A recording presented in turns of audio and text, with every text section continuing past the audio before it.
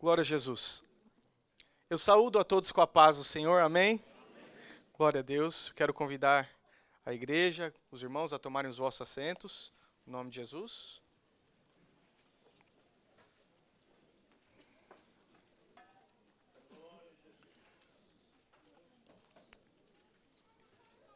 E aproveitar a oportunidade e convidá-los a tomarem as vossas Bíblias para que nós possamos fazer uma leitura em Deuteronômio.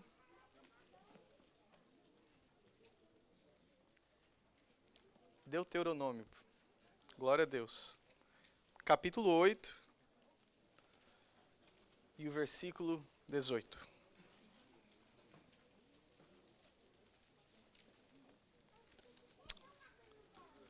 Glória a Jesus. Eu agradeço a Deus. Enquanto você busca na sua Bíblia, eu quero agradecer ao meu Deus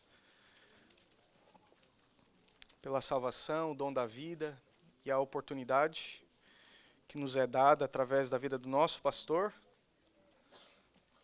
Eu sempre gosto de dizer que o nosso pastor é um homem de coragem. Amém? Glória a Deus. Deuteronômio, capítulo 8, versículo 18. Estamos juntos, amém? Amém. Amém, glória a Deus. A palavra de Deus diz assim: antes te lembrarás do Senhor, teu Deus, que Ele é o que te dá força para adquirires poder, para confirmar o seu concerto que jurou a teus pais, como se vê nesse dia. Amém? Talvez a sua versão diz para adquirir, riqueza. Amém? Essa passagem e o livro de Deuteronômio é um livro que mostra muito o cuidado de Deus com o seu povo. A Bíblia, a palavra de Deus se refere a Israel como o primogênito de Deus, firstborn. E lendo isso daqui eu me lembrei das vezes que, às vezes eu estou no escritório ou pronto para ir para o quarto para dormir, e eu sempre passo no quarto dos meus filhos, e eu oro sobre eles, e eu abençoo os meus filhos no nome de Jesus. Quando eu estou lá eu sempre falo: Jesus, guarda a mente dos meus filhos, os olhos dos meus filhos, o coração dos meus filhos. Oro sobre ele antes de sair do quarto, eu estendo minha mão sobre a vida deles e eu abençoo a eles em nome de Jesus. Amém? E eu vejo, nós podemos ver, no livro de Deuteronômio, Deus chamando a atenção do povo, porque eles estavam prestes a receber uma bênção muito grande. Eles tinham vivido já algumas dezenas de anos no deserto, e agora Deus finalmente estava levando eles para a reta final. Eles iam tomar posse daquela terra tão maravilhosa que Deus já tinha protegido há tanto tempo. Mas Deus tomou um cuidado muito grande com eles, para que eles não se esquecessem do Deus que passou todo aquele trajeto até chegar lá, juntinho deles, pertinho deles. A Bíblia fala que quando Deus dá a ordem para que o tabernáculo fosse construído, fala que Deus queria habitar no meio do seu povo. Você sabia que Deus ama você de uma forma tão maravilhosa, que Ele quer fazer parte do seu dia a dia, dos seus pensamentos, dos seus planos? E acredita ou não, as coisas que são importantes para você, elas também são importantes para Deus. Deus ama colocar um sorriso no seu rosto, mas Ele é um Deus que protege. A Bíblia fala que Deus, que o Pai repreende o Filho que ama. E Deus estava chamando o povo para que, ao entrar nessa terra maravilhosa, que ia ter tantos bens, uma terra tão rica, abençoada, no capítulo 8 aqui fala sobre o cobre que tinha nas montanhas, o ferro, as riquezas que iam ter lá, para que eles não se esquecessem do Senhor. Amém? Essa passagem do capítulo 8 e vários capítulos aqui de Deuteronômio, parece responder uma das nossas perguntas mais comuns. Como posso crescer na minha vida econômica e financeira? E no versículo que nós acabamos de ler, nós vemos Deus dizendo a eles para que eles sempre obedecessem à lei do Senhor, para que eles temessem ao Senhor, para que eles não se esquecessem, mas que sempre se lembrassem que foi o Senhor quem os levou até lá. A Bíblia fala, e o Senhor os conduziu. Não se esqueça, o Senhor os conduziu. Eu sei que nós temos pessoas aqui no nosso meio que passaram por muitas experiências diferentes. Isso que nos dá força como uma família, né? Porque às vezes hoje eu estou passando por algo que você já passou. E a sua experiência me encoraja e me dá a certeza de que eu vou vencer também. Hebreus fala isso como a multidão de testemunhas, né? Estamos correndo, fazendo um esforço, e quando olhamos ao nosso redor, existe uma multidão de testemunhas. Eu olho para esse, eu olho para aquele, eu olho para aquela, e eu lembro das vezes que Deus foi contigo, Ele será comigo também, em nome de Jesus. Será que você consegue pensar no momento agora? Que o Senhor te tomou pela mão e te conduziu de uma forma muito clara?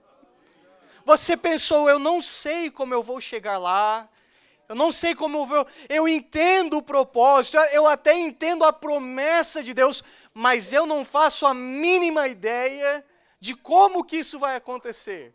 E daí Deus foi lá, te tomou pela mão, e as portas começaram a se abrir, e você começou a ver o favor de Deus, e os não se tornaram em sim, e você começou a ver Deus trabalhar a teu favor, e o que aconteceu? Deus te abençoou. Por quê? Porque Ele te conduziu. Você pode pensar no momento desse? Se sim, dá um glória a Deus aí em nome de Jesus. Irmãos, quem esquece o benefício está à porta da ingratidão. Está muito perto de virar as costas para Deus e talvez tomar para si a glória que só merece aquele quem conduziu.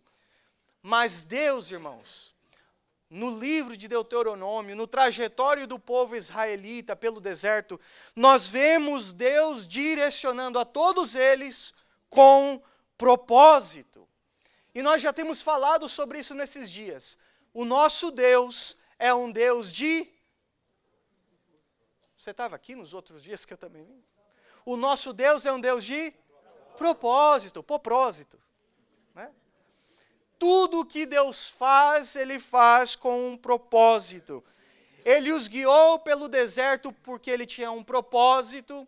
Ele deixou eles ficar com fome porque Ele tinha um propósito. Depois Ele deu o maná do céu porque Ele tinha um propósito. Ele deixou que eles conhecessem o veneno ardente das víboras do deserto porque Ele tinha um propósito. Ele deixou que os olhos deles vissem que o pé crescia e o sapato crescia junto, que a roupa não envelhecia, e eles puderam ver o cuidado de Deus porque Deus guiou com propósito. Glória a Deus.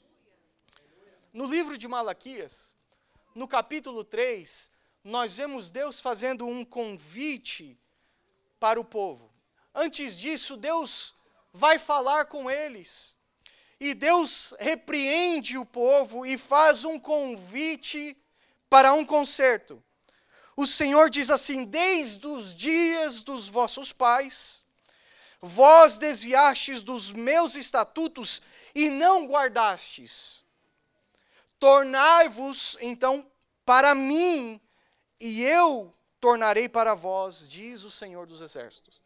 A princípio, quando você lê esse versículo, pode parecer que é simplesmente Deus repreendendo a eles, mas na verdade Deus estava fazendo um convite para eles andar com o Senhor, a ser fiel ao Senhor nos dízimos. Deus convida. E Deus diz: fazei prova de mim. Deus só pode te abençoar, meu amado, se você estiver alinhado com a palavra do Senhor. Diga amém. O convite de Deus aqui para eles É um convite que é mesmo que você oferecer um pirulito para uma criança. Eu acho que ela aceita, é ou não é? É ou não é? Você já tentou ajudar alguém alguma vez? E a pessoa olhou para você como se você estivesse fazendo mal para ele ou ela? Eu nunca esqueço. Um dia eu estava na frente da minha casa. E a casa que fica do outro lado da rua, não é a casa do Silmo não, irmãos. A casa do Silmo fica no lado mais rico, lá da vizinhança, né? É a que fica na frente da minha casa. A mulher daquela casa, apesar dela ter marido, ela quem corta a grama lá. E eu achava isso um negócio muito estranho, irmãos. Não é que ela não pode, é que ela não deve. Não é que ela não consegue, né? Consegue. Mas isso daí... E eu notava que ela só tinha o carrinho de empurrar, mas não tinha aquele carrinho que corta assim ao redor da parede e da calçada. E, irmãos, eu tenho um pouquinho de OCD e tal com essas coisas. Eu gosto das coisas bem aprumadas, sabe? Mas perante Deus, não foi por causa disso. Eu fui lá atrás da minha casa, peguei aquela maquininha de cortar, de fazer o corte, e eu fui do outro lado da rua e eu falei para ela, você me permite te ajudar? Eu posso fazer o corte para você enquanto você corta a grama? Ela virou para mim e falou, se a minha grama te incomoda tanto, pode. Infeliz. No sul da Flórida, pleno verão, um sol rachando. Se a minha grama te incomoda tanto, pode. Ela estava amargurada da alma, essa era a verdade. Eu falei, não me incomoda, mas se você deixar, eu quero fazer para você. E eu fui e cortei. Você já tentou ajudar alguém? A pessoa olhou para você com aquele primeiro olhar de... O que você quer? What's in it for you? Qual é o segundo interesse? Alguma coisa tem aqui. Às vezes, quando Deus vem ter conosco, segura aí. Quando Deus vem falar conosco, nosso primeiro olhar para Ele é como se tivesse alguma agenda escondida. É como se Deus tivesse tramando alguma coisa que Ele vai fazer parecer que é para o nosso bem, mas de fato mesmo é porque Ele é um Deus egoísta, que quer glória e louvor. Irmãos, o convite que Deus faz para eles é, deixa eu lhe restaurar, volte a andar comigo, e Ele fala, faz prova de mim. Ele diz, Deus só pode te abençoar quando você estiver alinhado com esses propósitos. Então, o convite de Deus, na versão do Maurício, é mais ou menos assim, me permita lhe abençoar, abrindo janelas do céu para que haja abastança sobre a sua vida. Me permita repreender o devorador, para que você possa começar a colher o que planta. Você já se sentiu cansado de trabalhar e trabalhar e trabalhar, e quando você volta lá para colher, não está lá? Parece que o teu esforço não condiz ao fruto que está crescendo. Deus está falando, deixa eu começar a abençoar, para quando você voltar lá para colher, para ter alguma coisa lá. Para que quando você plantar, em vez de ser estéril, para ter resultados e você chegar lá e ver o fruto, a bênção de Deus sobre a sua vida. Deixa eu fazer isso, por favor. Olha o convite de Deus. Daí você fala, tem uma pegadinha aí. Deus está fazendo um one-on-one comigo para me perguntar se Ele, o Todo-Poderoso, pode me abençoar. O que você deve responder, igreja? Sim, eu quero. Quantos querem? Daí Deus vai mais longe. Ele fala assim, olha, o negócio vai ser tão tremendo. O estrondo vai ser tão grande na terra, que as nações vão olhar para vocês, eles vão ver a tua terra, e eles dirão a teu respeito, bem-aventurados. Vai ser óbvio para todos aqueles que estão ao teu redor, a bênção de Deus sobre a tua vida. O que eu tenho que fazer, pastor? Recebe o convite de Deus. Como que isso acontece? Fidelidade. Irmãos, eu acredito piamente que ao direcionar o coração do nosso pastor com esse assunto para esse período de primícias, Deus está despertando a igreja e dizendo: eu quero vos abençoar.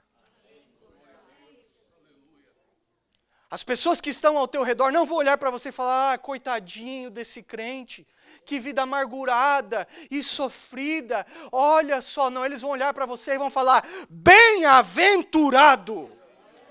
Que casa abençoada, ele ganha menos do que eu, mas quando eu fui jantar lá, tinha um banquete que eu nunca fiz na minha casa. Que tipo de bênção é essa que eu entrei lá, tinha uma paz diferente? A conversa era diferente, o clima na casa era diferente, o olhar do pai para a mãe, para os filhos na mesa, era um olhar de amor. Ah, como é bem-aventurado aquele lar, aquela casa, aquela irmã, ela limpa a minha casa, mas eu sou abençoada quando ela entra aqui. Ele coloca o piso, ele faz aquilo, ele é o meu médico, mas eu não sou só tratado no corpo, ele trata a minha alma quando eu vou lá, ô glória. Ele parece que está construindo a minha casa, nós já temos arquitetos, engenheiros, está fazendo um plano, mas quando ele fala comigo eu sinto algo diferente, ele não está só construindo material, tem algo diferente quando ele fala comigo. Como ele é bem-aventurado, como ela é bem-aventurada, o Senhor é quem te dá forças para adquirires a riqueza, e não se esqueça disso, não te olvides, don't forget this in Jesus' name. Não esquece disso em nome de Jesus. Você vai chegar lá, vai estar tudo bonito, vai estar tudo bem construído, os alicerces vão estar fortes. Não bata no peito e fala: foi a força do meu braço, porque maldito é o homem que confia no homem. A nossa força vem do Senhor. Diga glória a Deus em nome de Jesus. Irmãos, Deus tem bênçãos espirituais e materiais para a igreja também, em nome de Jesus. Abra sua Bíblia em Efésios.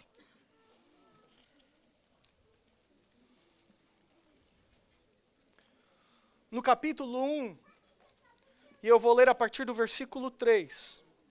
São alguns versículos, mas eu quero que você veja o quanto, glória ao nome de Jesus, o quanto Deus já tem nos abençoado.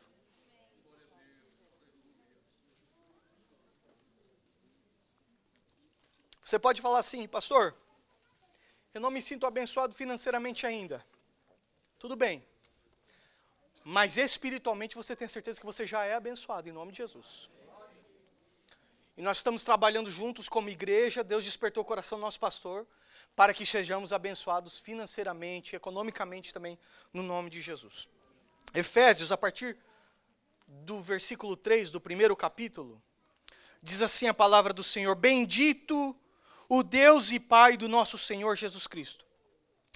No percurso dessa leitura você vai ver aquilo que somos abençoados por Deus, por Jesus Cristo e pelo Espírito Santo.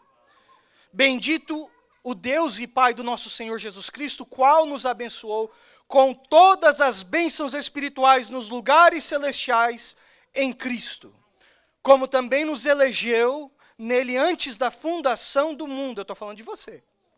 Para que fôssemos santos e irrepreensíveis diante dele em caridade, e nos predestinou para filhos de adoção por Jesus Cristo, para si mesmo, segundo o beneplácito da sua vontade, para o louvor e glória da sua graça, para a qual nos fez agradáveis a si no amado, em quem temos a redenção. Quem foi redimido aqui por Jesus Cristo? Em quem temos a redenção pelo seu sangue, a remissão das ofensas, segundo as riquezas da sua graça, que ele tornou abundante para conosco em toda a sabedoria e prudência, descobrindo-nos o mistério da sua vontade, segundo o seu beneplácito, que propusera em si mesmo, de tornar a congregar em Cristo todas as coisas na dispensação da plenitude dos tempos, tanto as que estão nos céus quanto as que estão na terra.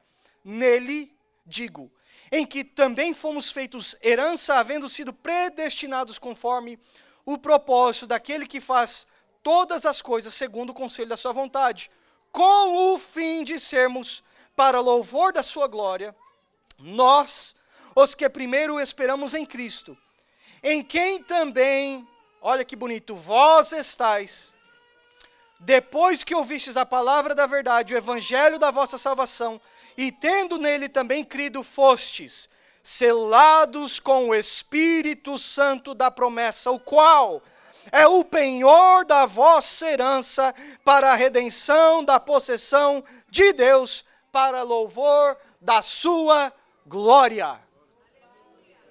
O Espírito Santo de Deus na sua vida é o penhor da nossa esperança. Nós estamos selados nele e fomos feitos todas essas coisas nele. Somos abençoados espiritualmente, diga amém em nome de Jesus. Irmãos, talvez não tenha, mas se houver alguém aqui no nosso meio que ainda não aceitou a Jesus Cristo como Senhor e Salvador, certamente você ainda carrega a culpa do pecado e do erro que todos nós um dia cometemos. Não somos diferentes.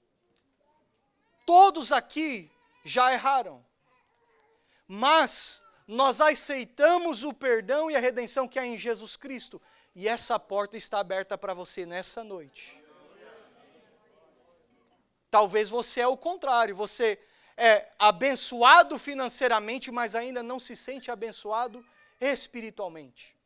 Não tem esse selo da promessa, não tem a garantia e a certeza da sua salvação. Mas a palavra de Deus nos diz em Eclesiastes, no capítulo 5, isso daí deve estar na sua brochura também, é uma leitura, não é extensa, mas é uma leitura que fala sobre a tristeza daquele que trabalha e não consegue gozar do seu trabalho. Mas fala no finalzinho, no capítulo 18 e 19, diz assim: eis aqui que eu vi uma boa e bela coisa, olha só, comer, beber, gozar cada um do bem que de todo o seu trabalho, em que trabalhou debaixo do sol todos os dias de sua vida, que Deus lhe deu, porque esta é a sua porção. E a todo homem a quem Deus deu riquezas e bem, lhe deu o poder para delas comer, tomar a sua porção, gozar do seu trabalho, e isso é dom de Deus. Olha que maravilha. Deus nos abençoou espiritualmente, e é o desejo de Deus que depois que nós, havendo trabalhado, possamos também gozar do fruto do nosso trabalho. Você já conheceu uma pessoa que trabalha e não pode levar a família para comer fora no fim de semana? Irmãos, vai gozar do trabalho. Pega esses meninos aí e leva, não leva na Disney não, leva lá na Arca, lá em cima, bem mais longe ainda. Vai passear com a sua família. Vai gozar. E lembre-se, quando você estiver lá, que Deus lhe proporcionou esse momento, em nome de Jesus. Agora, será que é possível que Deus escolhe só algumas pessoas para ter vitória na vida financeira? Você já ouviu falar isso?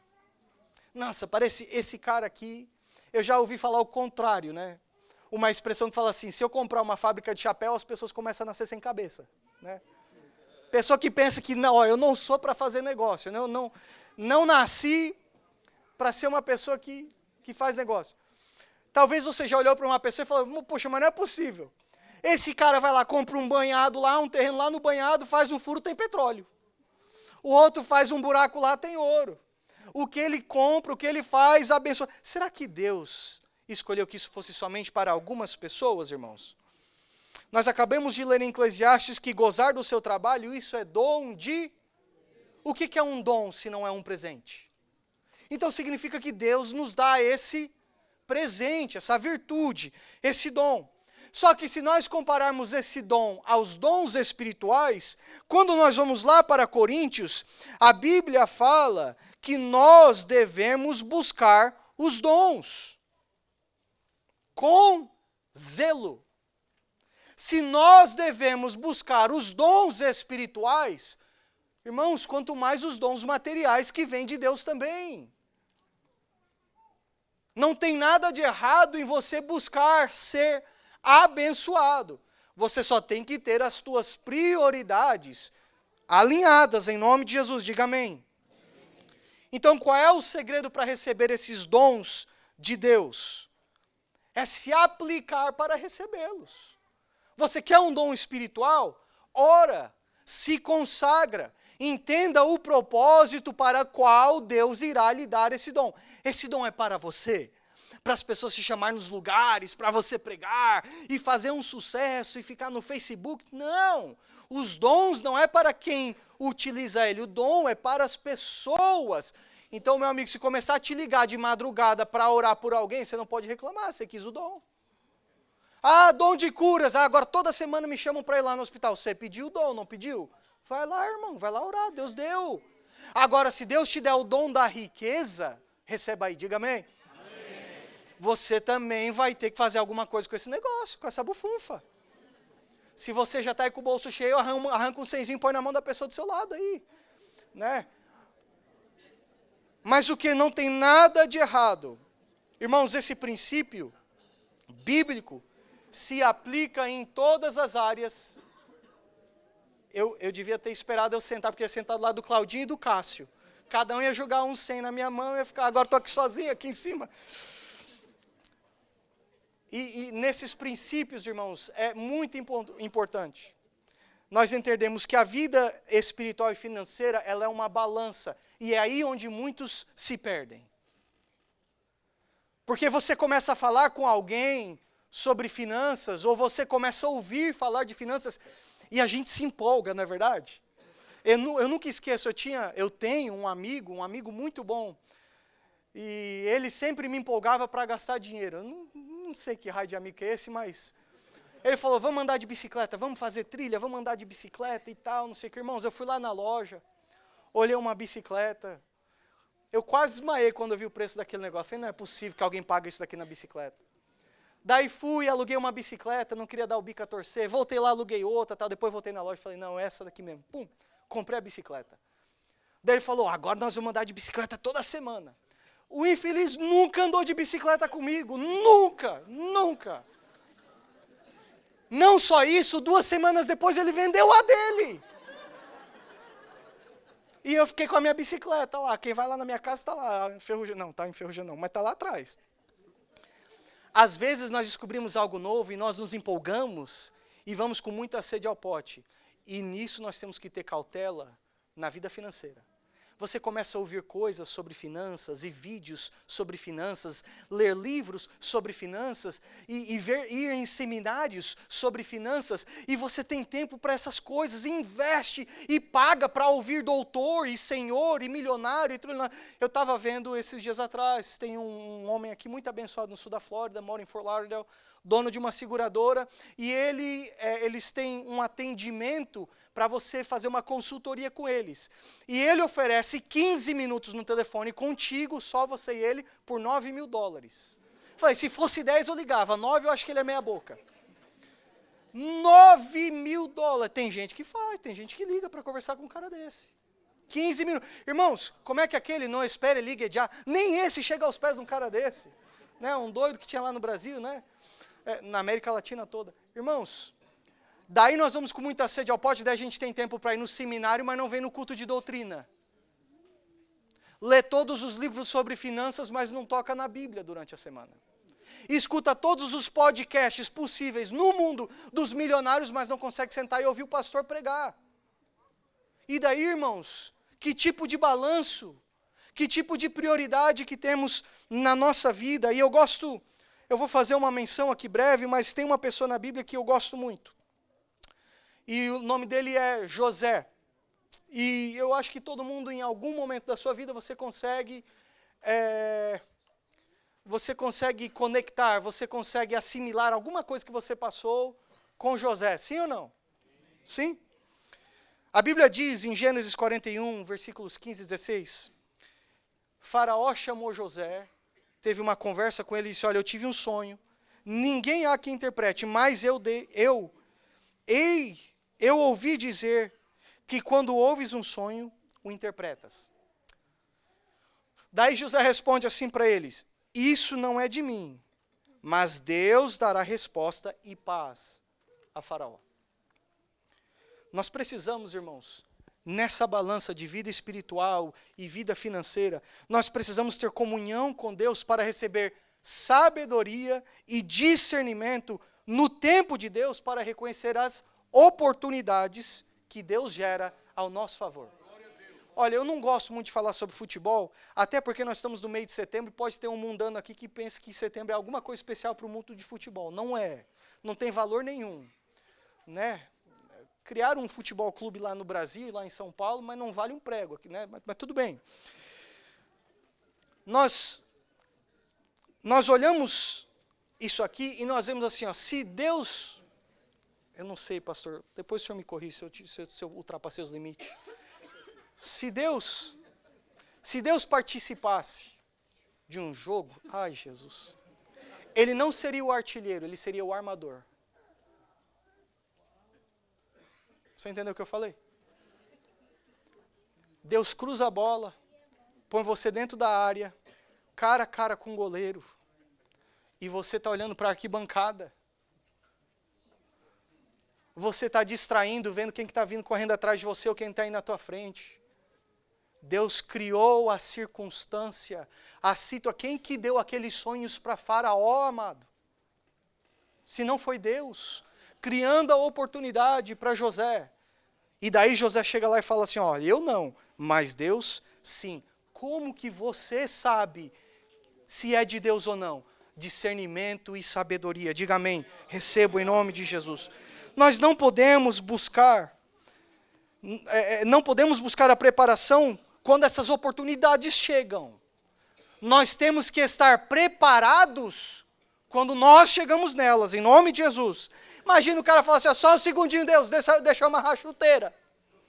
Só um segundinho, deixa eu alongar aqui, porque eu não sei se eu vou conseguir. Não, irmão, tem que estar preparado em nome de Jesus.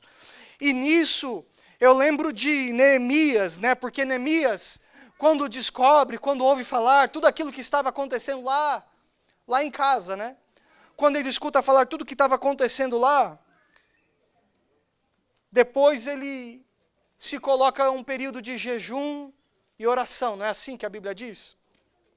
Quando ele vai servir ao senhor dele, o senhor dele nota, Artaxerxes, é assim que fala? Artaxerxes. Ele nota o semblante de Neemias, triste, um pouco abatido, e ele fala assim, ele olha para ele, point blank, como a gente fala em inglês, né? O que você quer que eu faça agora? Imagina, Neemias fala assim, ó, só um segundinho, deixa eu orar, jejuar, me consagrar para ver o que Deus quer. Tarde demais, irmãos. Passou o ônibus, perdeu a oportunidade. Neemias já havia chorado, lamentado por dias, jejuado na presença de Deus. E daí, nós vemos que Neemias já estava espiritualmente alinhado com a vontade de Deus. E agora, Deus abre a porta para uma pessoa estratégica na frente dele conceder tudo que Neemias iria precisar. Neemias responde imediatamente. Ele não responde indeciso. Sabe o que é? Bom, eu não sei muito bem. Olha aqui por um segundo, irmãos. Deus está falando conosco agora. Você está reclamando sobre uma circunstância. Again and again and again. É o espinho da tua carne essa circunstância. E se Deus aparecesse para você hoje e te falasse o que você quer que eu faça, você não teria resposta. Porque é mais fácil reclamar do que buscar propósito e estratégia. Ó vidas, ó céus, ó azar.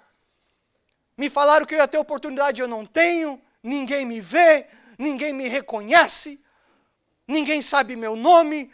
Eu não tenho documento, eu não tenho uma casa. O meu dinheiro vai todo para aluguel. E Deus está falando, o que você quer então? Fala! Sabe por que a gente não fala? Porque nós não passamos tempo orando, jejuando, buscando, e quando Deus abre a porta, a gente fica olhando para a arquibancada. Você está entendendo o que Deus está falando conosco, irmãos? You deserve more? Go get it. Você merece mais? Vai buscar. Te disseram não? Faz alguma coisa. O pastor Silmo fez uma parte da nossa trajetória, no nosso casamento, no começo da nossa vida, muito especial, Silmo. Eu vou ser, pro resto da minha vida, agradecido a ti. Você é uma pessoa muito especial, Silmo. Através da vida do pastor Silmo, Deus abriu uma oportunidade muito grande para nós, 11 anos atrás. Eu nunca vou me esquecer disso. Só que antes daquela oportunidade, pastor Silmo, eu tinha aplicado, estava buscando comprar um apartamento. Naquela época, um apartamento era 80, 90 mil, 100 mil no máximo. E eu fiz uma aplicação para conseguir um mortgage, lá atrás, naquela época. É uma brasileira, trabalhava com mortgage broker, porque, irmãos, mortgage broker é abençoado só os que são no Ministério do Belém. Diga amém, Rodrigo. E aí, ó, tá pronto, tá feito. E daí, irmãos, aquela mulher olhou minha aplicação, ela falou nessas palavras para mim, olha, eu já estava noivo da Michele, nós já estava certo para casar, o mais difícil já tinha passado, eu pensei, né? Tá certo, consegui a esposa. Fiz a aplicação para a gente comprar uma casa, um apartamento, para a gente casar e tal. A mulher falou assim para mim no telefone, meu filho, você nunca vai conseguir comprar a sua casa. Meus irmãos, eu não vou mentir, eu morava com os meus pais, eu fechei a cortina do meu quarto, deitei no chão e chorei de amargura. Um pouco de raiva dela também, mas chorei de amargura. Fiquei com raiva. Ela não deixou eu explicar as coisas direitinho e tal, mas tudo bem.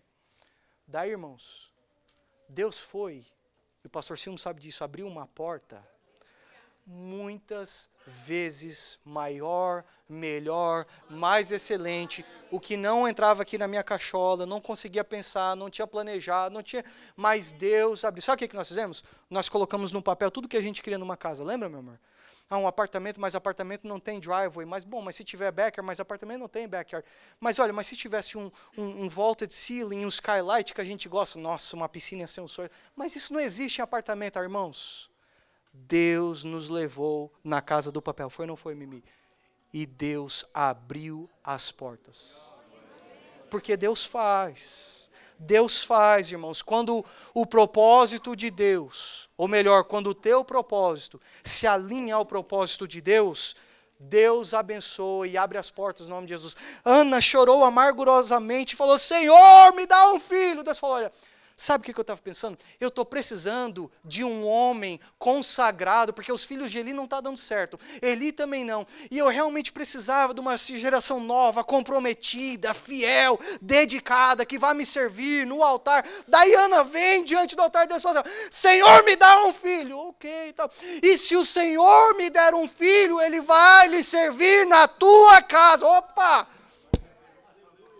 Propósito de Deus, propósito de Ana, Deus abre a porta no nome de Jesus, meus irmãos. Olha, quando José é chamado diante de Faraó, lembra que ele tinha servido um capitão, né, da guarda de Faraó, né, o Potifar, obrigado. Agora ele está diante de Faraó, uma autoridade máxima sobre o Egito. Irmãos, não esqueça de uma coisa, ele não foi chamado para uma entrevista para cargo de governador do Egito. Ele foi chamado para interpretar um sonho. That's it. Meu filho, interpreta o sonho, termina, vai embora. Só que Deus, oh Jesus, Deus armou direitinho, irmãos.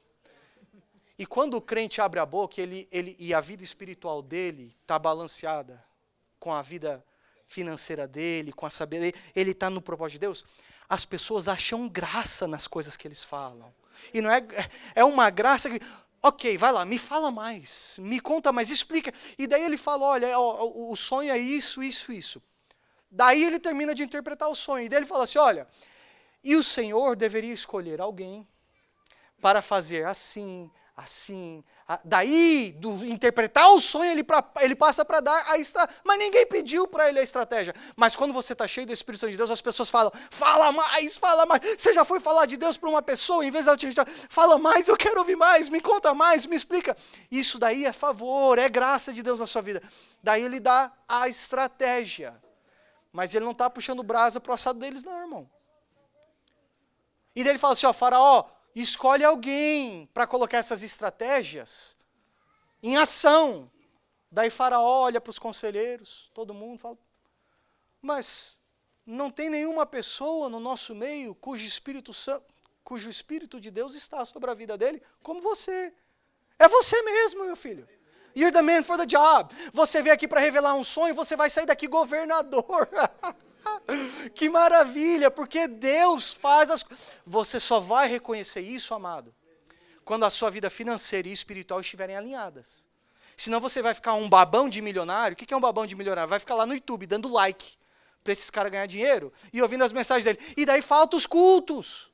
Ou então você vai trabalhar tanto que não consegue vir na igreja. Ah, mas eu vou na igreja. E onde você serve? O que você faz para Deus? O que você faz para a noiva de Deus, para a igreja? Quem que você ajuda aqui dentro? Nós somos um corpo? Essa perna ajuda essa, e o joelho tem uma flexibilidade, o tronco, a espinha, os músculos, o coração, o cérebro trabalha. Qual é o peso que você está puxando aqui dentro? Ou você é um peso só para a cadeira? Deus te chamou para te usar, para te abençoar. Para de falar, mas não dá certo para mim. Se alinhe com os propósitos de Deus. E você vai ver se vai dar ou se não vai dar certo em nome de Jesus. O Senhor me dá mais um minuto? Eu quero explicar para você algo muito bonito. Na vida de José era aquilo que a gente começou falando no início. Fidelidade. Você lembra que nós falamos sobre isso? Sim ou não?